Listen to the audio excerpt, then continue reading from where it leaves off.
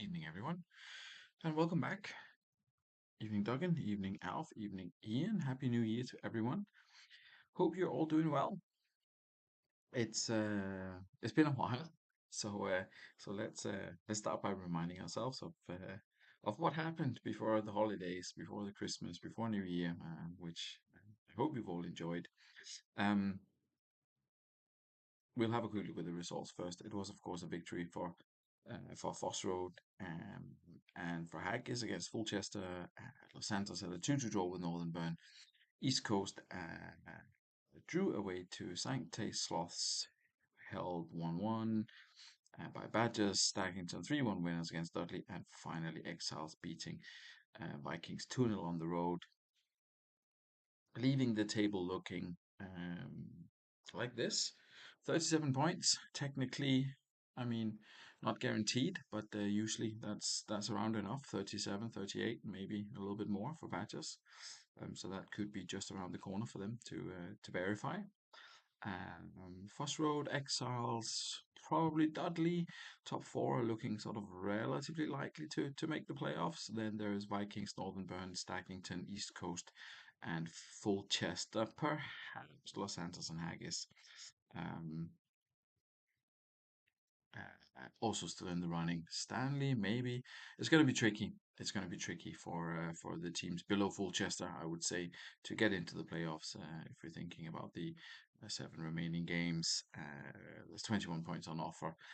They're going to have to get pretty much all of them to hit the 40 mark or 38 mark. But we will see how it goes.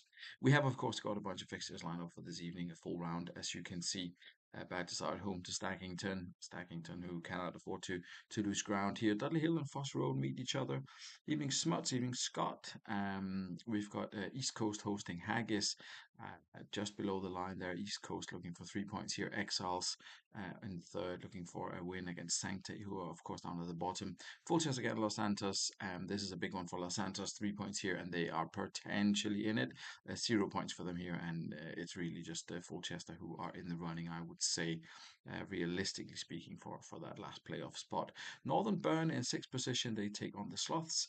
I can see both Alf and Ian are here, so that's obviously a good place to start. For example, I can see Scott's here as well, requested to go early. Can probably organise that as well. And finally, we've got Stanley against Vikings. We'll see if we can sort of accommodate as many of you as possible what you have requested. We see Foss Road. Who are Foss Road? They're away to Dudley. That's another one. And Tato is here as well. Tato against Stackington. Okay, okay. Well, we've got plenty of folk here. I think a good place to start would be with Northern Burn against Sloths. It's been a while since we've had Burn and Sloths on early, I think. So let's see if we can do that. First of all, Northern Burn, not a lot of changes for them. It's Impenta who's come back in. A big goal scoring idol, of course, at Northern Burn. He's on 13 for the season. That is equal with, if we have a look at it, that's equal with Christian Vieri and Thierry Henry just behind, and Michael Owen on 10 as well. Lots of goals in the batches there. But we will see if Impenta can add to his total in the first game of this evening. But down season so far for Northern Burn have not been as impressive as they have been in recent seasons, but they are on track for a playoff spot. They are up against the Sloths, who have another new formation. We'll see if that works out better for Alf. Alan Smith alone up top. Rusicki, new signing, is joining. He's coming in at the right hand side of the attacking formation there. Behind them is Placente's Caleb Vogel, and perhaps a little bit surprising Battaglia on that right-hand side, but we will see what he can do there. He does have fairly good attributes for a defensive midfielder, and perhaps not creating so much, but we will see how he goes out there. Eleftheropoulos is in goal. Sebastian Kehl is the captain. Sloths, they're down in 13th. Playoff hopes probably sort of vanished already. We'll see if they can rescue their season a little bit. So, without further ado, we're going to dive into the first game of this evening. It's going to be Northern Burn, and it's going to be the Spartak Sloths. Good luck to both managers. Sloths in their delightful yellowy greeny away colours here. Um, yeah, good luck, and let's see how this one goes. Of course, Impensa adding to his tally would be a big plus for Northern Burn, but I think Mr. Edwards will be more than happy just to take the 3 points, regardless of who gets the goals. It wasn't Pensa coming forward there. Good save by Pulos there. Lee Boyer getting involved as well. Alan Smith doing stuff here. Difficult to see who picks up a yellow card considering that slots are in those colours. And out of nowhere, Vincent Cantala opens the scoring for Northern Burn. They're 1-0 up. Uh, didn't really catch how that goal came about. We can have a look at half time, but it is Northern Burn that looks as if they're going to take a lead into half time. Pablo Aymar getting involved there as well. Cannavaro doing well defensively. And Impensa there just before the time whistle. 4 shots, 2 on target for Northern Burn, 1-0 for Sloths. Offsides, well, not been a huge amount, and a yellow card apiece. Let's just have a quick look and see how that goal came about. And Pensa actually setting up Cantala with a 20-yard shot from 20 yards from goal. Speculative long range shot there. He found the back of the net. First of all, let's have a look at the Sloth's performance so far. A couple of fives there. Juliano and Sebastian Kehl are not doing brilliantly. Um, I mean, again, it's a new tactic, so it maybe takes 1 or 2 games to settle in. But Alf is not one to allow the teams to settle in before changing the tactic, at least when things are not going well. So a couple of fives there. Condition wise, everyone is looking good. We will see if Alf wants to do anything in terms of substitution here. He has got, of course, um, Kale is on a 5. I guess Gareth Barry could play in there. Um, for Juliano, I'm not sure. We will see. Ian has already said as is. We're just going to have a quick look just to confirm that Impensa did get that assist and Vincent Cantala, of course, got the goal. Um, in terms of performance, Ndiaye has been pretty good in terms of like heading, passing, distributing, and contributing overall. Aymar's not had a bad game either. Lee Boyer sort of slacking a little bit. He's on a 6, but the manager keeping faith with his starting players there. Um, Back to Sloths. We'll see if Al wants to do anything here at halftime. Placenta's had a good first half. He's on a 7. That's probably the most positive we can say about the Sloths performance so far.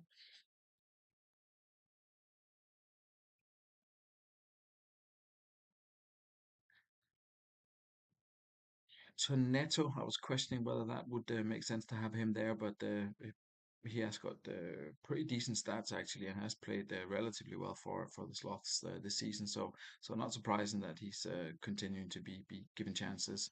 Um, Franca, I think he did well on his debut, perhaps. Not done a lot. Who would be your Mount Rushmore of Super League cross from across the ages for whatever reasons?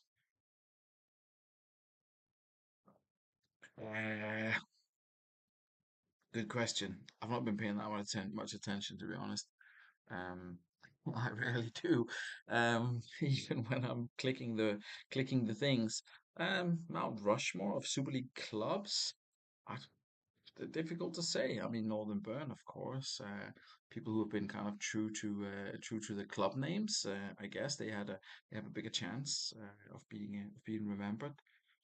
Um, It's it's it's it's sadly true. I do the stats and all this, and then I kind of get. Um, Not sure what happened to Alf. He was here earlier. Um, but I think in the interest of time, we're gonna run this till 60. Slow down a little bit and see if Alf is back for the next part of this. And I'll contemplate my Mount Rushmore um, selection. Kale picks up a yellow card. That's gone from bad to worse for him.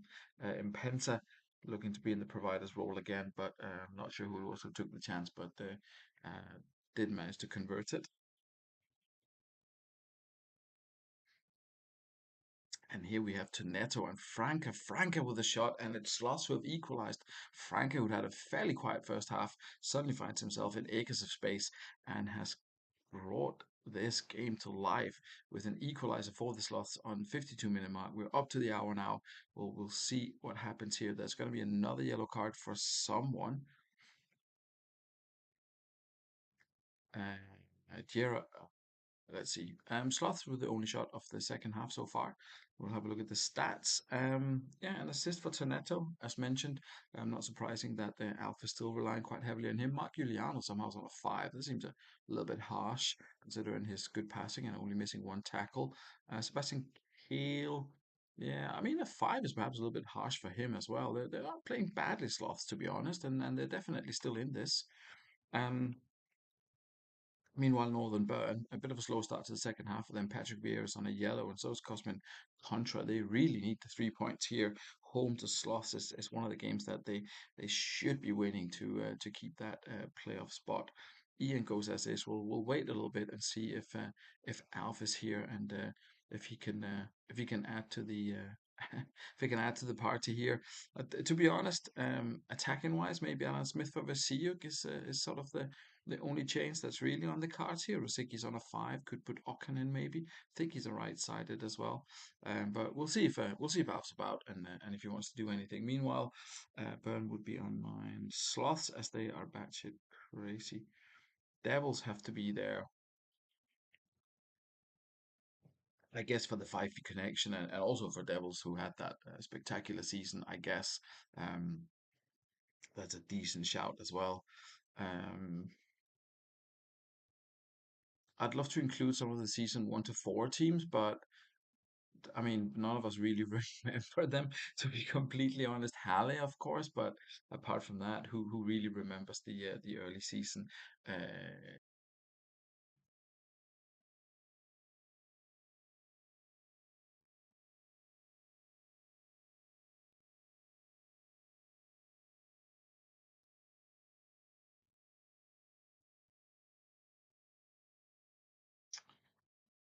According to the streaming software, I lost you for a bit there. Hopefully, no one noticed anything. But I don't know. Give me a shout if anything is wrong with the stream. But I seem to have lost the signal for a minute there. But we'll kick on with the second half, and we'll see how it goes here. Um, okay, yeah, good. Well, hopefully it's back. All good. Okay, perfect. It was just OBS that restarted itself. We'll kick off the rest of it here. 12 minutes left to play. We'll slow it down a little bit. That happened very fast. Um, We'll see if anyone can find a winner here. Keen with a shot for Northern Burn. I think it has been mostly Northern Burn after the hour mark and after we went back into this. Um, Keen again doing his best, trying to find that winner for Northern Burn. They really want that chance to fall to Impensa and see if he can be the one who decides it in favor of the home side. But hasn't looked and that was Cannavaro getting the chance. They really want someone else to be to be the one having the final shot on target. 5 minutes added on now. Northern Burn, will they be able to create something here? But it's Placenta who comes forward for Sloths. Boyer picks up a yellow card and Sloths has a free kick. It's Rosicki who shoots. He finds Frank, but there's a good tackle there at the back from Northern Burn. Sloths with a shout for a penalty there just in the last couple of minutes, but they not awarded. Full drama there towards the end. Northern Burn dominating that second half, able to find a way past Eleftheropoulos in the Sloth's goal. Sloth potentially had a penalty claim turned down right at the end there. Vieri clattered Frank, but the claims were turned down and it stays 1-1. Hard fought draw. Northern Burn probably felt they should have won that, but were maybe a little bit lucky that Sloss didn't have a penalty granted to them here in the dying minutes. Candela picks up the man of the match award with a 9. Good performance from him, especially defensively, and of course getting that goal. Disappointed probably that Impensa was not a little bit more sharp. Could have been all 3 points for Northern Burn. As it is, it's a point apiece. And we move on to the next game of the evening. Scott has asked to go early, so we will dive into Fulchester against Los Santos before moving on. Los Santos, a couple of changes, I guess, personnel wise. Dakur, the new signing, has come in. I believe he swapped with, was it Rosicky? Perhaps. Um, he's come in for Los Santos here, and they've changed their formation a little bit to suit that. To have Good Johnson, to have Petit, and to have Dakur, all three playing at the same time.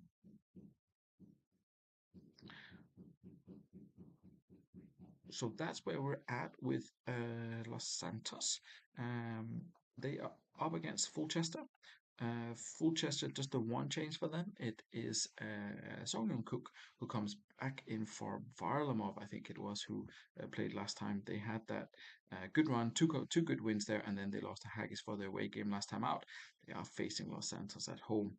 As mentioned, this is going to be an exciting one in terms of the league table. This is trouble for the losing side. Let's put it that way. So let's kick it off and see who can collect the 3 points here for Chester Los Santos, or if they're gonna drag out the pain a little bit and maybe get a draw. Who knows? It's Figo who opens the scoring for Los Santos. Has joined recently from Haggis, of course. Manager will be very pleased with that start to the game. But it's new signing Oliver Cour going off injured. Presume it'll be a straight swap for John Wells, but we'll wait for Scott to confirm, of course.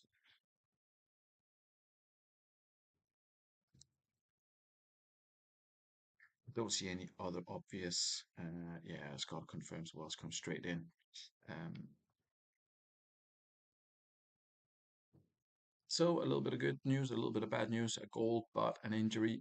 Oh, but more good news are coming Los Santos' way. It's Anelka with a rare goal from him. Oh, and then Anelka headbutts his opponent and gets a red card. Perfect.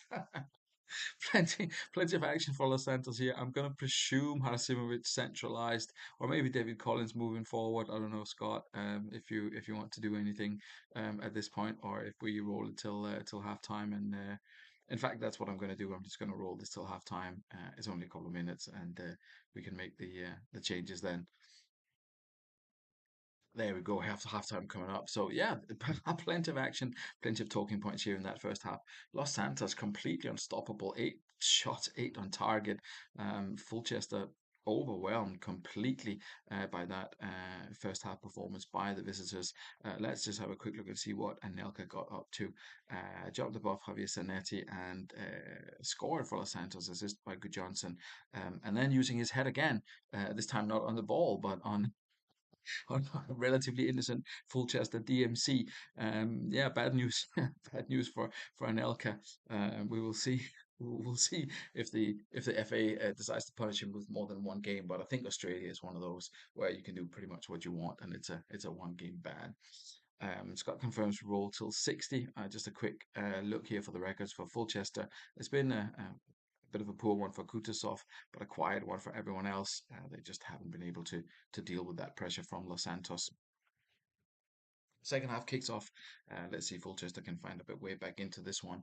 They're going to have to get an early goal. Perhaps another red for Los Santos would help them along. A penalty maybe.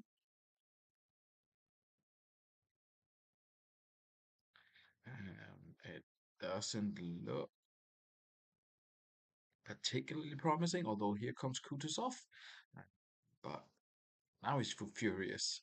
Could that be a red card? It's only a yellow for Kutuzov. He's got to be careful now.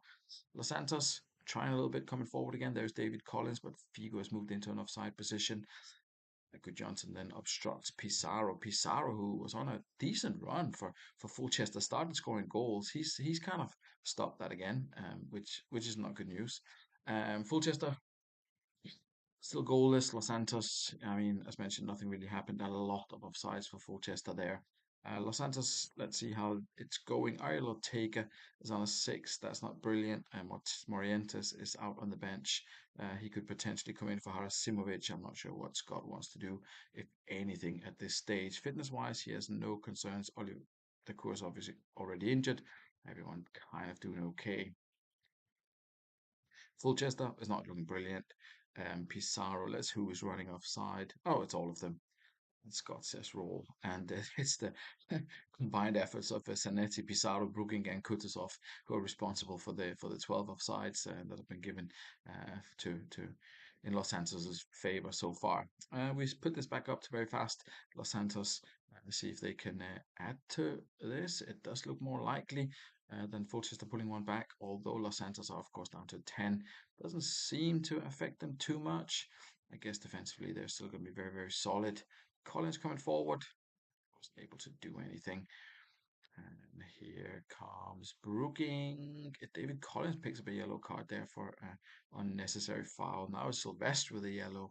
4 minutes are going to be added on, but it's going to be too little too late for Fulchester if they even get one, and they don't.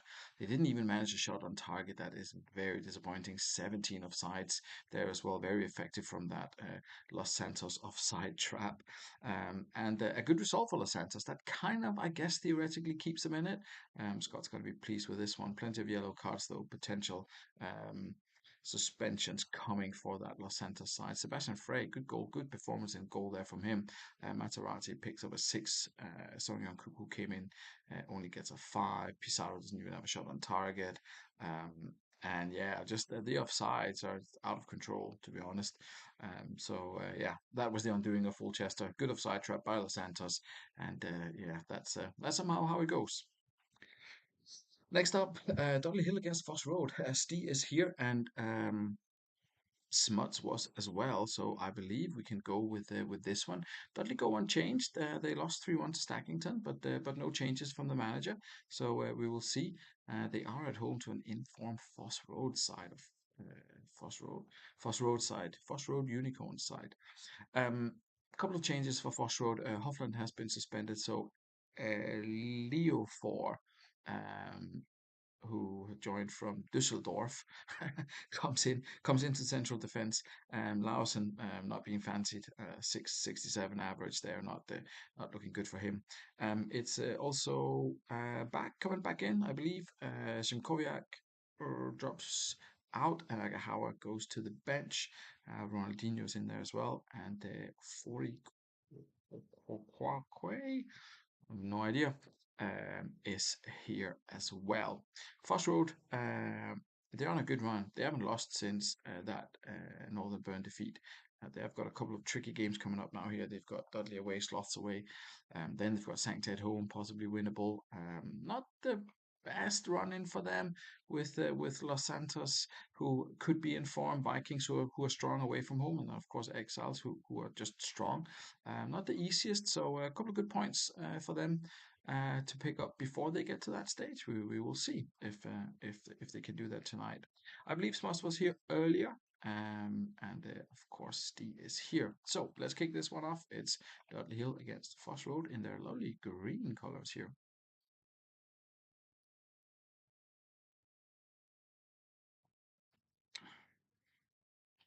Bit of a midfield battle going on here. And just as I say that, Sigalko opens the scoring for the home side. Brilliant first 15 minutes for Dudley Hill. It looked fairly even, but suddenly Sigalko was there, found himself with acres of space potentially in front of goal, and made it 1-0 to the home side. Yellow card for Kalatza there. Hard tackle on one of the attacking Foss Road players. Plenty of attacking talent, Foss Road. They have, of course, been fairly successful recently, um, and up to second, I think, in the league table. But that's going to be short lived if they cannot find a way back into this one. It's Dudley Hill with 7-5, Foss Road with 4-3. Action packed first half in terms of chances. Plenty of shots at both ends. Argel is on a 5. Joe Cole's on a 5. It's been a poor first half for them. Nick Matulin is doing pretty decently in the goal. Leo 4 is already on a yellow card. On the bench, we have Oya, we have Agahawa, and of course, this chap from Olympiacos. Indeed, from Olympiacos. We'll wait and see if he gets some action later on. Down the other end, Dudley Hill. It was who knows who got the assist? Maybe it's Galco himself. It doesn't say. He picked up a loose ball. Perfect. Perfect for him anyway. And yeah, 9 for Sinoni and 7 and 8. It's looking solid. Looking solid for Dudley Hill. Steve says as is. So that's how we're gonna go. First 15 of the second half coming up.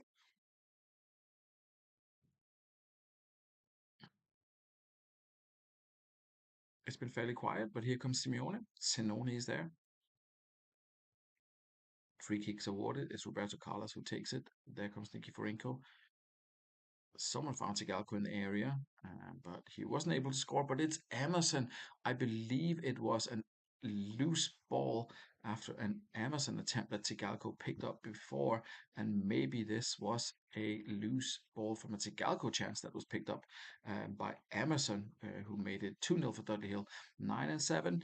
Foss Road haven't had anything in the second half, and Argel is down on 4, has missed pretty much all his tackles, which is not where you want to be as a central defender. And yeah, that's not gone well. And down the other end, they've just not been clinical enough. Ronaldinho and Bach have had the chances. Nothing has fallen to Trezeguet yet. So Foss Road have it all to do in the last half hour here. Um, yeah, we'll see what the manager wants to do at this point. Simeone is on a 6. He's had a fairly quiet game, and everyone else is doing brilliantly. I'm not gonna lie, it's been pretty superb for Dudley Hill. Simeone has been quiet. He does have Aguero on the bench. Um, if he wants to do anything, the manager, but and as is of course also an option here. I didn't know Emerson had been doing that well, but apparently he has since joining from East Coast. Uh, Steve is happy to go until the end, so we'll just have a look at Foss Road and see if Smuts wants to make any changes at this point. I mean, Argel sitting on a 4, that's outfield players on a 4. That's not where you want to be at all. I mean, there's plenty of sort of leeway in terms of dropping points here for the away side. They can of course still fairly easily you would presume qualify for the playoffs. Um, Up with one of the best 11s Steve's put out. Um,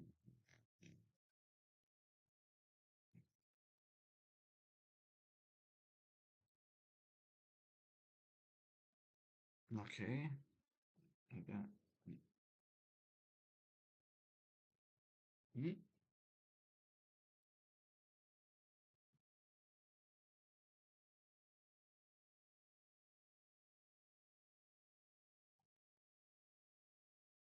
I think like this: Gerard into DMC, Cole into Central AMC, Oya for Argel, extend arrows on wing backs.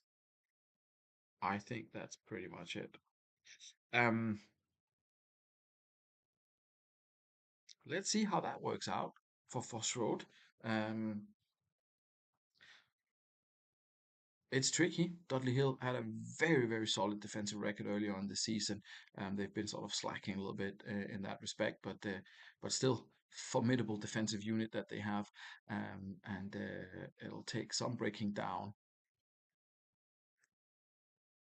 Hole at AMC is likely to help, but is it going to be enough? It doesn't look like it because that is Tsigalco's second of the evening, and that is Dudley Hill up to 3, and that is not going to be called by Foss Road in the last couple of minutes here, and indeed it isn't. Finish on 5 and 4, Dudley Hill 13 and 10. Um, very solid display on for Dudley there. And an assist finally. Mackay get the assist. Sinoni with a 10 for his sort of overall brilliant display. Tsigalco only a 9 despite his 2 goals. Yeah, I'm sure you're delighted to be back in charge. So with a tough away game and a poor result, let's see. Oya did get a 6. Joe Cole got a 5. Didn't really help to move into central midfield. Ibrahim Said did sort of pretty good. I'm not really sure where the sort of main problems were here. Just not really creating enough and certainly not taking their chances when they did come. So a solid win there for Dudley Hill, moving them up the table. Foss Road. Um, yeah, it was great while it lasted. I'm sure they'll come back, but not their night tonight. Um, let's see who else we have got in attendance. I believe Tato is the last remaining manager in attendance this evening. So let's have a look at the badges. I'm hoping that um, Paul, Steve, someone from Vikings might be here as well, or sooner rather than later. Who knows? Maybe running a little bit ahead of schedule here. Alex normally joins a little bit later, but I don't really have anyone else to pick from. So it's going to be the badges. Um, A new look DMC line with Sand, Addo, and Tomasi, thanks to Lythe and Davids both being out. Those are those are key players to miss with his 794 average and and 812 average. Those are those are big names, big shoes to fill with Peter Sand. I'm sure willing to do his best, as is Eric Addo, who has played well, to be fair, and Tomasi as well. So they are certainly decent replacements. Peter Sander, the odd one out here probably. But yeah, his attacking force, Henry and Thierry Henry and Michael Owen, obviously doing brilliantly. 20 goals between them or something like that this season. Scholes, not been oh, that's Hook and Milk. Scholes not done too badly either. 5 goals in 18. So yeah, overall done pretty well. Tried to bring in Salihamidzic, but Matthew Holland is just doing brilliantly out on that right hand side. Good work rate and good technique. Evening, Steve. Good to have you here. Vikings up next then. Um, but we're going to go Badgers first. They're up against Stackington. Just a one change for them. It's Novotny who comes in for Viali after that 3-1 impressive win over Dudley Hill last time out. Let's see if the striking partnership of Shardell and Patrick Kluivert can cause problems for the Badgers. We kick this one off and put it very fast, obviously, and see what the home side can do to hold on to that first place spot. I think it's guaranteed with Foss Road losing. I don't think. I'm not sure if Dudley Hill can overtake them. My maths is bad. Matty Holland, he's he's not gonna let he's not gonna let go of that wing back position. The new Kieran Dyer, it's Matthew Holland who opens the scoring for Badgers, and they are holding firm. 35 minutes on the clock, and that is a penalty. Shay Given has been given his marching orders. That is terrible news for Stackington. Shay Given, such an impressive, probably the best keeper in the league, and only conceded 19 and 19 as an 8 average. Absolute disaster for the away side here. Um, that's going to be a Medina swap, I guess. Um, no reason to go defensive here, I think, for Stackington. They're down 1-0 already, likely to be 2-0 down within a couple of seconds. I don't think it makes sense to keep that many defenders on. Let's see how it goes. Michael Owen steps up and makes it 2-0 for the Badgers. I think it was Paul Scholes who got brought down, and this could. Oh, there's Michael Owen getting injured. I guess straight swap for Kessman. Um, I'll just wait for Tato to confirm, of course. But yeah, not a brilliant start for Stackington. Not ideal either for Badgers with that injury to Michael Owen, of course. But we will see. It looks as if the 3 points should be in the bag at least for the Badgers.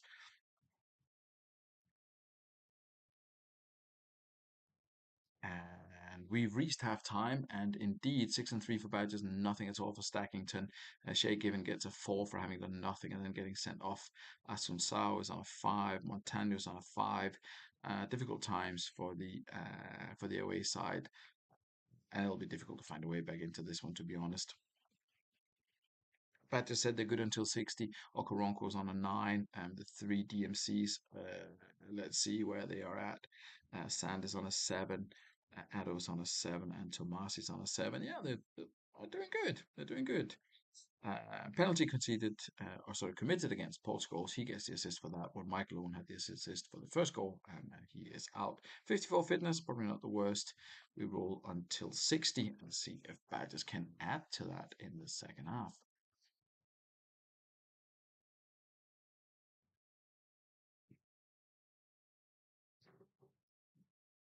It is, of course, the old Haggis goalkeeper who is now between the sticks with Stackington, and he did brilliantly for Haggis until he got peed off with something. So maybe he can do a decent-ish job standing in for Shay Given. He will, of course, have to play the next game from start, presumably, as Given will no doubt have a suspension to serve. He's done well so far in the second half. Badgers have kept coming forward. 8-4 still, 0-0 for Stackington.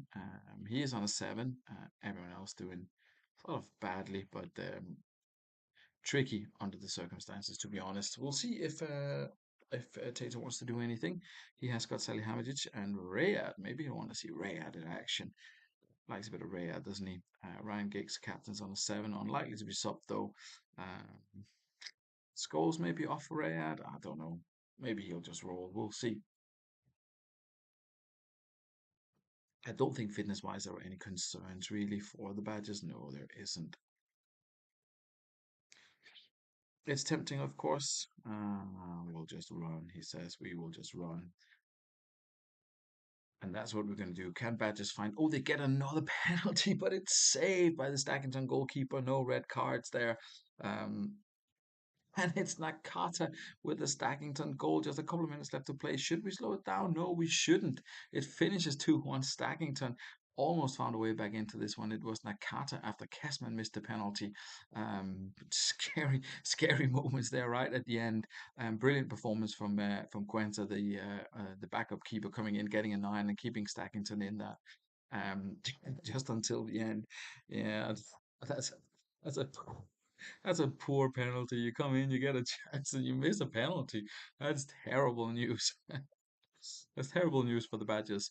Um, with that performance for Kessman now with Michael Owen out injured, it'll no doubt be maybe it'll be Brosek back in in the lineup, but we'll see. Anyway, unsurprising man of the match awards for the excellent backup keeper of Stackington who came in, kept them in until the end, and they almost made it. It's Sendon with the assist for Nakata's goal. Very interesting and entertaining match there with a missed penalty, with red cards, with all this good stuff.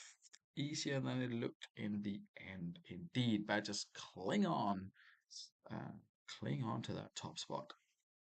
We've got a couple more games to get through, of course, but with a lack of managers, we can go Stanley against Vikings as Steve is here. Vikings are unchanged. It's just Van Bommel in for Pauve in the starting lineup. As you saw there, Vikings have been very strong away from home. We'll see if they can keep that up. Stanley, a couple of changes for them is Wes Brown in for Ugo Ehia and something else happened. Semak and Walker swapped, so Walker drops to the bench and Semak comes into the starting 11. They're still without Ronaldo, of course. He's out for ages, or 2 weeks still. The top scorer, Guillermo, has been doing sort of okay for them, but it wasn't brilliant last time out.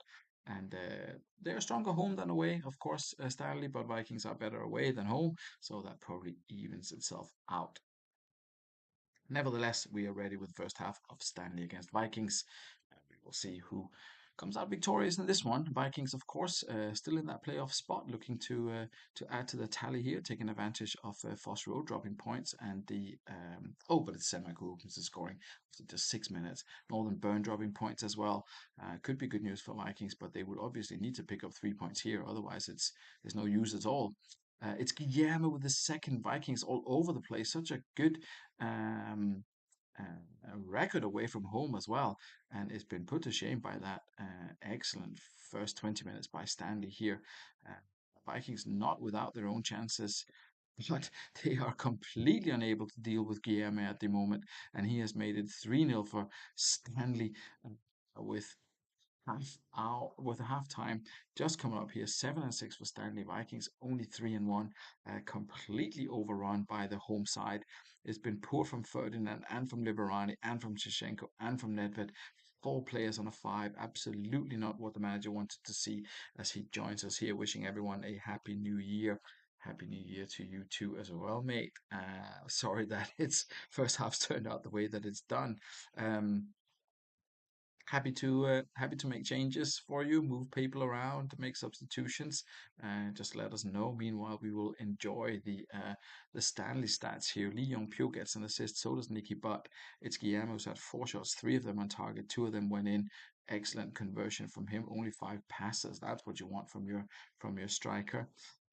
Semak's on a 9 as well. Solid performance there. And look at the tackling percentage. Is there a thing for this? Tackles won 72% for Stanley.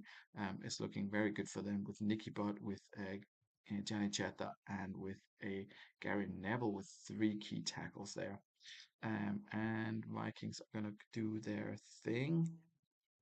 We'll then go to AMR. I can't remember if he keeps the arrow. I think he does. Emerton to DMR, Liberani, Central, and off for Soroczynski. So I guess like this,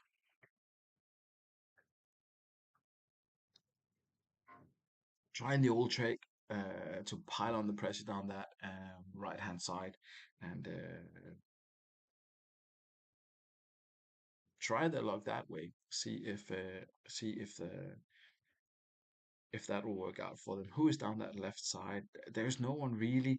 There's Georgic, Jenny Cheta, and there's Wes Brown, obviously less good than Gary Neville, I guess. It's worth a try anyway from Vikings. It can't really be worse than that first half performance from them, unfortunately.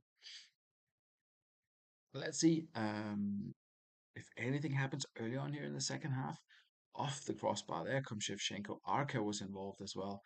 Solid run of play here by Vikings. Volodenkov coming forward, crosses from the night. Esteban with a good save from that Shevchenko header, I believe it was. Vikings have definitely managed to create a lot more in that second half so far with those tactical changes. Emerson comes forward now as well, trying to get involved. Soroczynski now bringing the ball forward, but he loses it, and Stanley on the counter, and there's Guillaume. Good save by Kiotis though, and Nedved trying his luck there. Shevchenko and Bolodenkov comes forward. There's from the right hand side. It goes to Arca. It worked down the right hand side. I believe it was Bolodenkov who caused havoc, and it is. Oh, apologies, and it is indeed Vikings that pull one back here. Um, they're going to need more. They still have 28 minutes, of course, to do it, but it's going in the right direction for them. Julio Arca there, unsurprisingly, he's been so incredibly effective for Vikings all season. I mean, high average, plenty of assists, even chipping in with a couple of goals. And again this evening he's scoring. Alex, you missed a cracker. Sorry to say.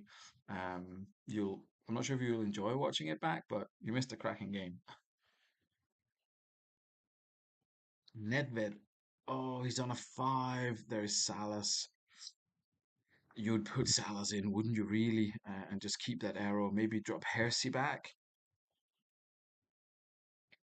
Yeah, exactly, exactly.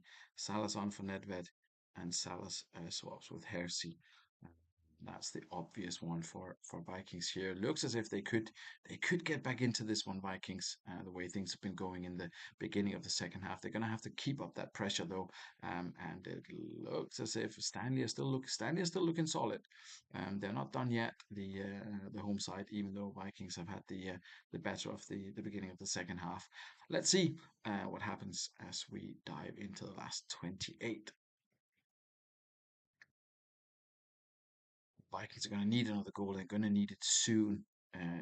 18 left to play. Shevchenko wasteful there, and instead it's Guillermo. That's his hat trick, his 10th goal of the season. Vikings had a couple more chances here early on, and they get another chance here, and it's Arca who finds the back of the net. It's two for him for the night, but they are unfortunately for them unable to deal with Stanley. That is four goals from 12 shots, eight of them on target. Vikings 9 and 5. Brilliant entertainment and good action here. No one got the assist for that second goal, but it's Julio Arca who deservedly picks up the Man of the Match award. Brilliant effort from him. Less so from some of his colleagues. Kyotis only getting a 5. Librani was on a 5 before he got pulled. So was Nedved. Um, Not the best Vikings away performance. Perhaps a little bit lucky for them that other top teams have not had a brilliant evening either. But yeah, very entertaining. Meanwhile, Guillaume is going to feel a little bit hot done by with a hat trick and not getting Man of the Match award. But there we go. Julio Arca is just a little bit too good for him. Good defensive display by Janacheta there. 8 tackles, successful tackles out of 11 attempted. Nicky Butt doing well. 2 and Esteban getting a 7.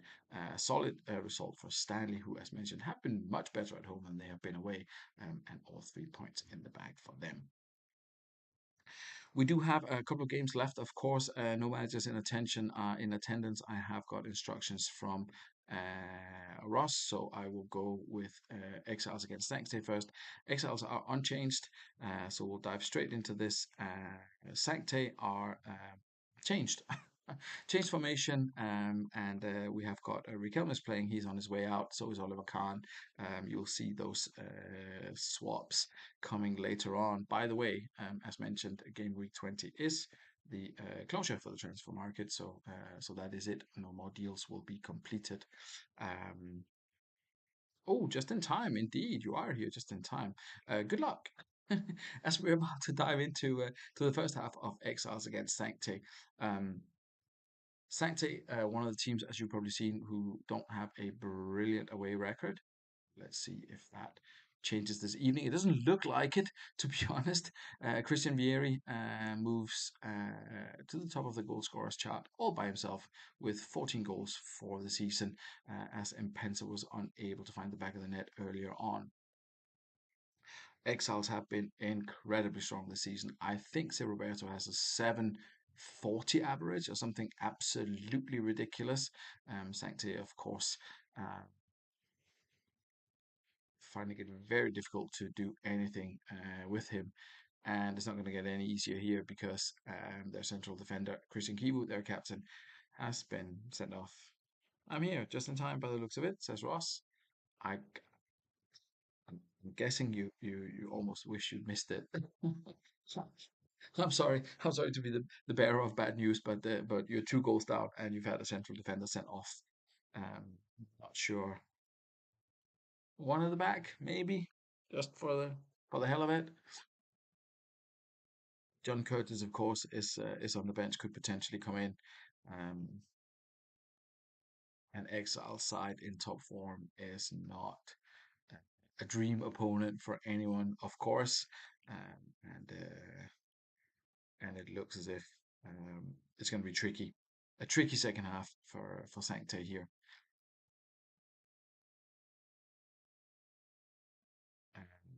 And but you never know. There is Beckham. Oh, and there is Raul 3-1. 4 goals and a red card in the first half. Definitely getting their money's worth at 79,971 people here at the whatever stadium is called. Estadio dos Tolos Corem in Sydney. They are enjoying the action. 11 and 5 for Exiles, 4 and 3 for Sancte, who team morale is not high when you're in 14th spot. And of course, getting a man sent off hasn't helped. Ashley Cole's on an 8, doing pretty well. He got the assist for David Beckham, who's on a 6 despite scoring. His tackling has not been brilliant. Tough first half for Sancte. Second half's not going to get any easier, I'm afraid. Exiles might take the foot off the gas a little bit. Let's just check Sir Roberto. Yeah, he's had a couple of sevens, so his average rating has dropped below 8.5. But he's going back in that direction. 20 completed passes out of 20 attempted. Not often that you see that. We'll have a look in the second half and see how it goes. Every game is tough for Sancti. Yeah, it is. And there's Raul, the second of the evening. No one's picking up his runs from midfield, apparently. Um, which is not good news, obviously. Raul, normally not the most prolific of goal scorers, but I mean, yes, he's found the back of the net a couple of times this evening, and it's still pretty much all exiles, to be completely honest. Bulgaris not covering himself in glory either. Um, Free kick awarded. It's Sean Davis. It's Ashley Cole again. There's Kelstrom. Kelstrom crosses from the wing, and there is another goal pulled back. Oh, it wasn't a cross. I'm sure it said Kellstrom crosses from the wing, but it actually ended up in the back of the net. Perfect. 4-2. I mean, 3 shots, 2 of them went in. If you can stop the opponents from scoring, then that's brilliant. But unfortunately, Bulgaris has let 4 of those 6 shots that's come on target. He's let those in, so that's not brilliant. Kellstrom there with a goal from an attempted assist. So that's positive, of course. Santa Cruz, Michael Carrick, John Curtis are on the bench. I guess Riquelme is on a 5. He's in the danger zone in terms of substitutions, according to the instructions. We'll see if Ross wants to make that change, as he threatened in the pre-game instructions that the lowest ranked AMC is getting pulled for Roque Santa Cruz. We'll see. Meanwhile, we'll have a look at Excel stats. Raul, it's Charlie Chaos with 2 assists. I'd missed that. Christian Vieri with the one, 6 shots, 3 of them on target. There's so many key passes in there from Raul and say Roberto. Raul's on a having an absolutely brilliant game here for the home side. All right, let's have a quick look here. Davis for Curtis. Put Curtis DCR. Um, right. Riquelme, Roque Santa Cruz, and then up top, Kim Kjellstrom Central. Something like this, I guess, is what we are dealing with.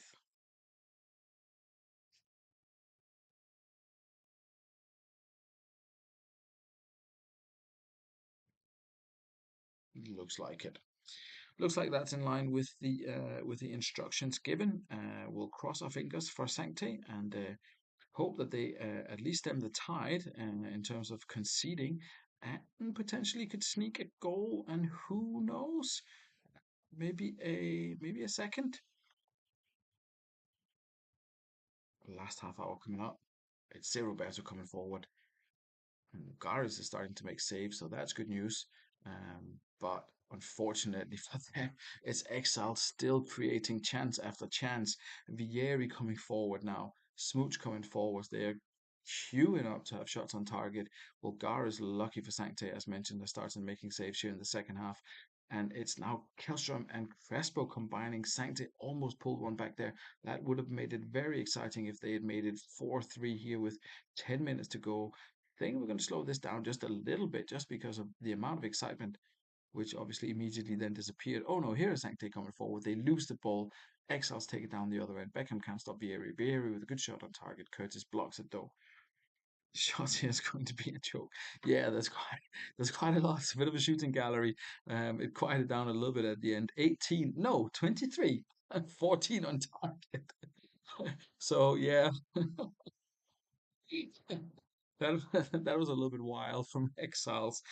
Sometimes they're a little bit they're a little bit difficult to stop when it doesn't work for Exiles. It's they're kind of tricky to deal with. Um, I don't know if I'd be worried if I was the other if I was the other team in the playoffs. Yeah, that's a little bit wild. Didn't go well. I mean, Vulgaris did brilliantly, but it's tough for everyone else. Actually, Cole did good, but everyone else found it a little bit difficult. Meanwhile, Roberto missed a bunch of passes in the second half. He only completed 11 out of 20 in the second half, but he did get a 10. Raul got a 10. Christian Vieri got a 10. Charlie Chaos got a 10. I mean, you are up against it when the when the attackers, sorry, the opposition have this kind of performance, then it's always going to be a little bit. I mean, Mendieta had a fairly decent game there, completing a sort of a decent amount of passes. Had a couple of good headers and a key tackle. Only got a 7. That was the worst player. Richard Wright also sort of kind of in the background, but yeah, overall, pretty crazy performance from Exiles and a good performance from the Sancte goalkeeper. Perhaps a little bit harsh that he only got, what was it, an 8, considering that yeah had 10 saves. But yeah, something to think about for the other top teams in the top half, that Exiles are on their day a little bit unplayable if if sort of the mood takes them. Even Mike, yes, brilliant game and great signing, Guillermo there. Good for you. Before we finish off the show this evening, we have got Haggis against East Coast. Yeah, not to worry, mate. Not to worry. We had your instructions and everything. Um, let's dive into the last game of the evening here. It is East Coast against Haggis. Haggis, I forget if there are any changes maybe on the bench. Ah, Casillas has come back in goal. So that's a change for them. East Coast are in eighth. They're gonna have to win this one. They're without Bartes, who picked up another injury. He's out a month with a calf strain. It didn't go particularly well for them last time out when Rooney was there. Robin, who's had a sort of a below average season for him. I mean, I guess In terms of his average rating, it's good, but look at the contribution in previous seasons. I mean, he does have another 9 games to play if they make it all the way to the final again, of course, but who knows? Um, anyway, let's kick this one off. East Coast against Haggis. Last game of the evening. All to play for East Coast here. David Prutton picks up an early injury. We have got Daniel Cruz as the obvious substitution for Haggis, so that's good news for them. Um, Haggis always a dangerous side to face. They've had a terrible season somehow. Constantino there opens the scoring for East Coast with a penalty. Haggis had a terrible season. They made some transfers that absolutely did not work out for them, and brought in Jax, who based on historical evidence, plays brilliantly as a lone striker, but he has got Montella and Inzaghi, so that's going to be tricky to then squeeze Shax in as a lone striker. Meanwhile, Constantino, who's brilliant as a lone striker, is scoring plenty of goals for East Coast, so good for them. 3-2, 3-1. The goals, the keeper performances have not been brilliant. Um, and the Cypriot waiter doing his best striker impersonation here, helped on by Rustico and by Sambrotta. Up to 10 for the season now. He was struggling with injury as well, which was another reason why things weren't always going East Coast way earlier on. But if they can pick up 3 points here with the results higher up in the table, then that's good news. Good news for the home side. However, they're going to have to be careful. Inzaghi has pulled one back, and the Haggis have not been completely out of it, but there is Kovalchuk. No, Kovalchuk isn't there, and things have gone from bad to worse. From oh, right. Let me see what happened here. Inzaghi scored. That happened. Then Kovalchuk, who's been pretty decent for East Coast this season, had a goal ruled out for offside, and then Jeremy's headbutted someone. That's what happened. In case you weren't paying attention, let's see what happens in the last 10 minutes. Let's slow it down a little bit. I know neither manager here. Montella can't miss, and then promptly did, as is often the case. Kuhl comes forward now, past Cruz, past Inzaghi, who for some reason is trying to defend. Kuhl still going, but nothing really happened. There comes Kovalchik again. Constantino with a header. He'll be kicking himself for missing that, apparently. Well, he will if Haggis can equalise, but they cannot. It finishes 2-1. East Coast picks up all 3 points with that decent performance against Haggis, who did come back into it in the second half. Lundberg got an assist, and then Jens Jeremies, of course, I think he headbutted someone. So the second headbutt of the evening. Yeah, headbutted Del Vecchio. Perfect. Brilliant. Well done. Well done, Jens. Hey, you're uh,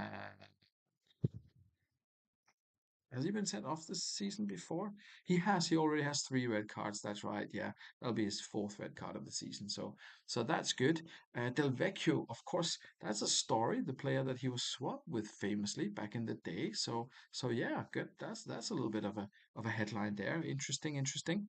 Meanwhile, East Coast, yeah, Constantino man of the match. Unsurprisingly, good performance from them.